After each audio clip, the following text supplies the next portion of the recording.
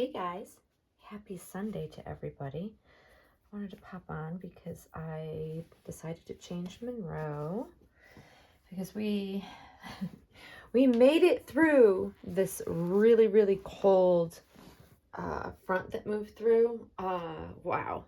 All I can say is wow. It was a doozy. I will say that. It was pretty rough on Friday because the wind was whipping to the point where I thought I was very concerned about losing power. Thank goodness we did not. Because the wind chill was below negative 40. Some places it was down to negative 60 degrees. Like I can't even fathom that. It was not good. And it was snowing on top of that. That really powdery fine, it reminds me of like the powder we use for our dolls. Very fine, very powdery, very just blowing in the wind because the wind was whipping so bad. So it was crazy, but we're over that, and now we're going to be seeing some much warmer temperatures, like above average, like as in 40 to 50 degrees. So I've decided to put Monroe in, what did I put her in? This is Jamie K. It's the matching sleeveless onesie to the set that Lola is wearing. I did take her out of this. This is a little Quincy May sweatsuit, which was really cute, and she had on a little jacquardie knitted hat. I posted that picture over on Instagram, so if you want to see that on her, I believe that's my latest post over there. And so now I want to put her back into Pretty Florals, and wanted to chat about, you know, the care that I give my dolls, and also that the care that I give for different mediums is slightly different. So how do I explain this? In my last video, when I was dressing Lola, I was talking about not liking to put clothing on over her head if I can at all help it. And most of the time, especially, it doesn't mean I won't ever put anything over their heads, because I do. I just don't do it very often because I have seen the damage that it can do to both the hair as well as the paint if you have buttons that happen to accidentally. It never is something we ever would want to have happen, but I've actually seen other collectors scratch the paint on their vinyl.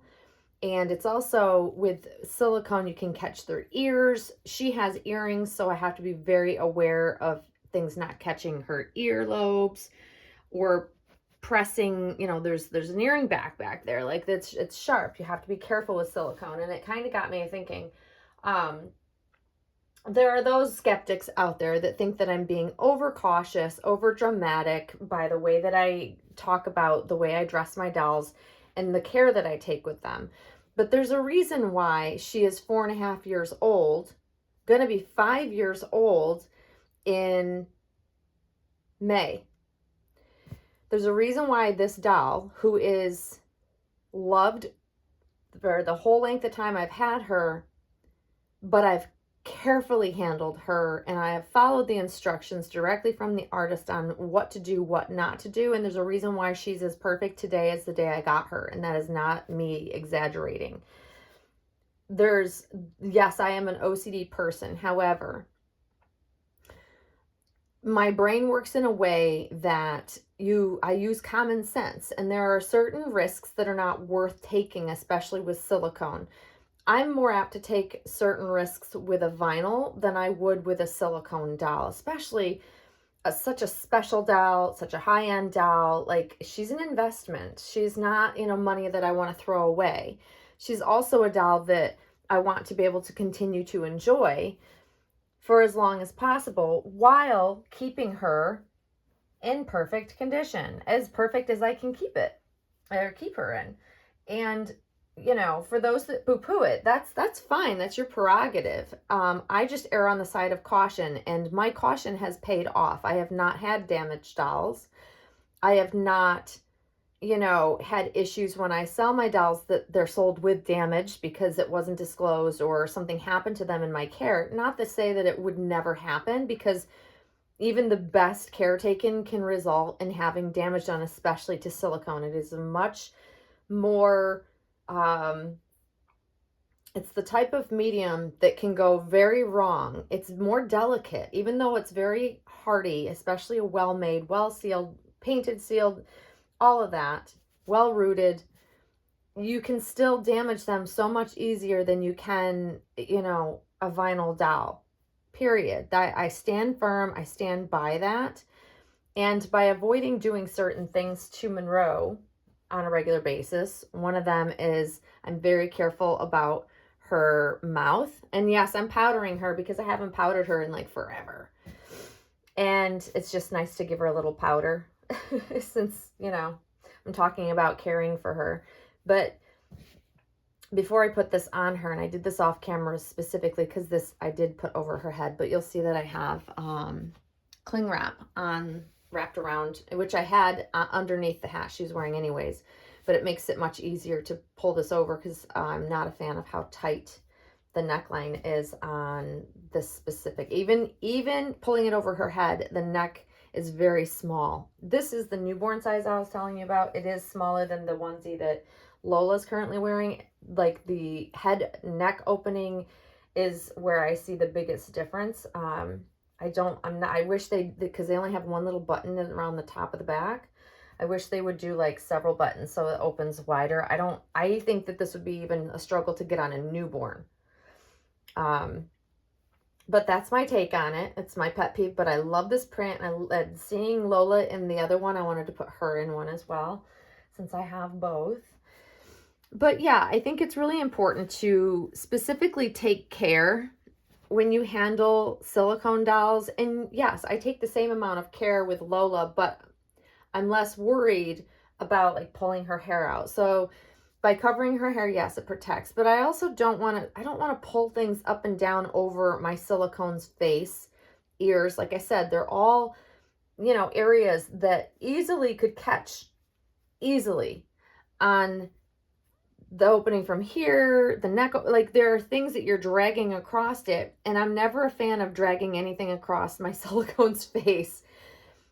I'm also not a fan of doing it with Lola or any of my reborns either. I think if able to, it's much better to put clothing on from the bottom up, less likely to have an issue. And like I said, I have found that my methods work really well for me and for most other people that I know follow them. It's the same with like putting mitts over her hands when I'm putting her hands and arms through long sleeve clothing. It just protects them from bending backwards, and I can feel them through them. Plastic, I know some people use plastic baggies. That also works really well because it just helps slip things on easily. So with silicone, like I said, I use an extra level of care in relation to, or in comparison to how I dress a vinyl reborn. And that's my prerogative, but it's worked for me. I always get my information from the artist. It's always what I've done. I will continue to take the advice given to me. And I, over the years, have watched and seen so many unnecessary problems occur or damage occur with our dolls that why take the risk? And with Lola, also with silicone, we all know this, but like the hair is not sealed. The hair is not sealed inside. So with silicone, even the best matted, softest silicone, it is still where if you drag something and you're catching the hair, you can very easily pull the hair out. I don't care who you are, how careful you are, when you're pulling something that may even remotely be tight or form-fitted, or just the fact that you've got bunched up material, so easy to pull the hair out. And it's not easy to just send off your doll to have them rerooted. With a reborn, it's a little different. However, I still use care, and I don't want to drag something across Layla's head, and even though her hair might not easily be pulled out because it's sealed from the inside, like I said, you have buttons, you have snaps, you may have zippers, you may have any number of things in bunched up material that could scratch the paint. And like I said, why would I risk it? I don't see the point in it. And same with with specifically the Laura. The Laura Sculpt has very long arms with splayed fingers. And to me, that is difficult to, even when you're putting something over their head that's loose, it's very hard to put an extended straight, vinyl arm that's straight as you're pulling it down to get it up through there. It's much easier to come up and just slide the arms in the armholes of the clothing. And with her fingers, her hands are like splayed beautifully, but it's tricky and you have to be careful, especially with winter clothing. You have to be really, really aware as you're, feeding those arms through. And even though it's vinyl and it's more sturdy, I don't want anything to happen to her paint. Like this, Lola's painted in such a way that is so spot on perfect. And I know she's sealed very well. She's got a beautiful matte varnish finish, and it's textured. It's very well done. And when you constantly rub things on any doll's fingers, those are the places that's the most likely you would lose paint. And struggling to get them through outfits with that friction, I'm just not a fan of. And it really just is so much easier to come up from the bottom up on that sculpt particularly. So I stand by that. It's to each their own. Each collector has to do what makes them feel comfortable. That at the end of the day, that's really all that matters, is do what you feel comfortable with and how you handle your dolls. It's your business. It's your business. But I always like to give good advice that I've been told over the years from several artists how to handle, dress, and care for our dolls so that they last a long time. The worst fear for me, especially with Monroe, is to have something happen to her because I was not careful with her. I've actually had dreams where I fear something, like she fell apart, her silicone fell apart because I had a bad experience that, with tin silicone that isn't meant to stand the test of time, and the doll disintegrated. Those are traumatic things for me. So a doll that I care so much about, which this baby I care so much about, when I first got her, I was so afraid that I would damage her because she was so special and means so much to me. And I still have those, I guess some would call ridiculous fears or overreactions or whatever. It is what it is. I am her owner. I have my money invested in her, and I have to make the decision to do what I feel is comfortable in how I handle her and care for her, that makes me still enjoy her without fear that something bad will happen to her. And that is something every collector has to weigh when they handle their own dolls. I'm never one to say, you have to do this. Nope, that's not why I make these videos. I give the advice that's been given to me. I try to pass it along because there are a lot of newer collectors that may be new to silicone or don't know that it's much easier to do certain things or better for the doll long term, by maybe following some certain guidelines that the artists have put out over the years and have been tried and true tested. I think it's worthwhile to share and remind people of what has worked for many, many years. I think that overhandling is probably one of the biggest reasons why silicones especially have a lot of issues. But I've even seen certain collectors that swear that they have never had a problem, but I've seen where they've sold on damaged dolls, damaged vinyl dolls at that. So to say, oh, this works for me and whatever, that's fine. But just know that there might be other alternatives. So why would you risk it if you know the damage could be done? That's how I think. That's not how every other collector thinks, and that's fine. But that's what makes me happy. That's what keeps her pristine, because keeping her pristine is the goal. And I'm not afraid to come across as OCD, paranoid, overreacting. I don't really care. I just know that I have an almost 5-year-old full body silicone that I have handled regularly for 5 years and had not a single stitch of any damage done to her. She is perfection, just like the day I got her. She is literally, I just inspected her prior to starting this video. She's perfect. And I'm thankful for that. But I have to say that I think that me and the way my ways of caring for her have helped add longevity to her lifespan. And that's really what I want my investment to last. Don't we all? And I still enjoy her. I pick her up, I hold her. There are not, over the almost 5 years that this baby has been in existence, there's not many days that have gone by or weeks that have gone by where she hasn't been handled somewhat. And that to me speaks volumes of obviously her artist's work, but also that being careful works, right? So I think it's important to, like I said, every collector should choose their own path and what they're comfortable with. But I'm not going to stop giving the advice and sharing the advice.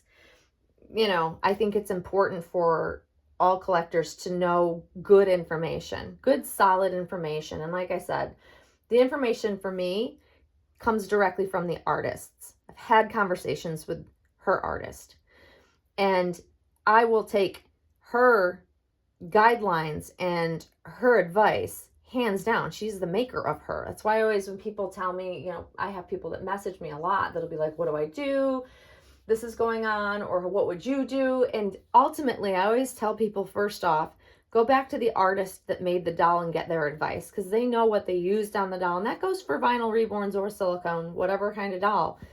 The artist will know and be able to answer those questions, whereas I can't. I'm not an artist. I didn't make the doll.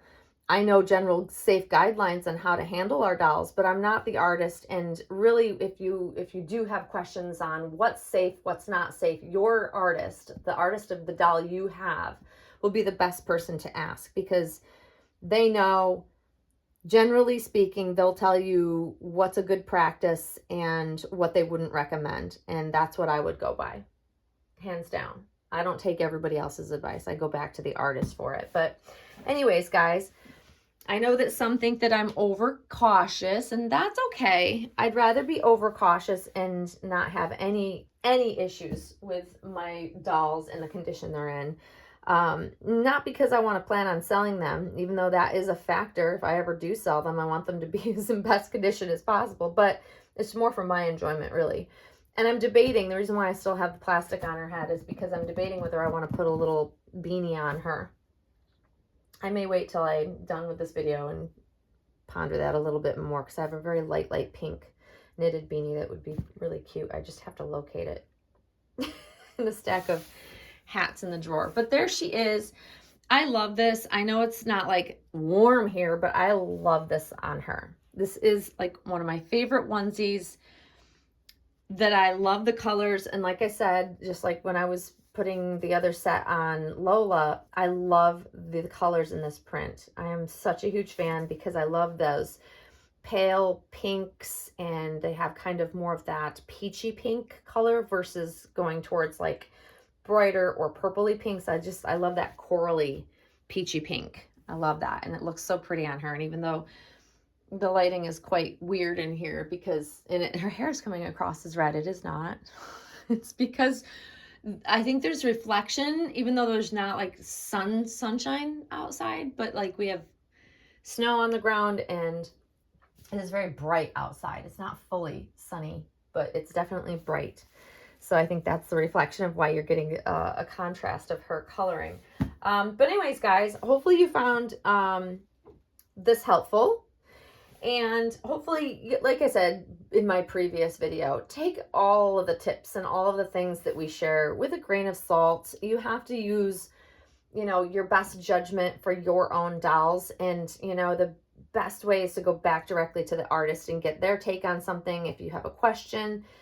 And, being more safe and cautious, I think, is always the way to go, especially when you're talking about silicone, but it's not the same. The care we can, you know, we can be a little bit less careful, if you will, with a vinyl overall than you would with a silicone. And that's just my personal opinion, because I am less concerned, even though I am careful with Lola. It's just a different level. And so I treat the mediums very differently. And I think that that's a good way to look at it.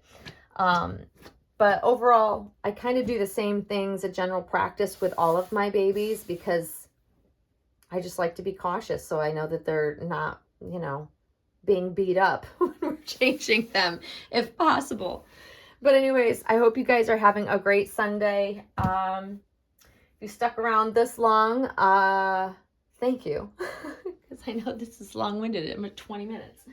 But hopefully you have a great rest of your day, and I hope you have a great start to your work week, guys. Thank you for watching, and we will see you soon. Bye-bye.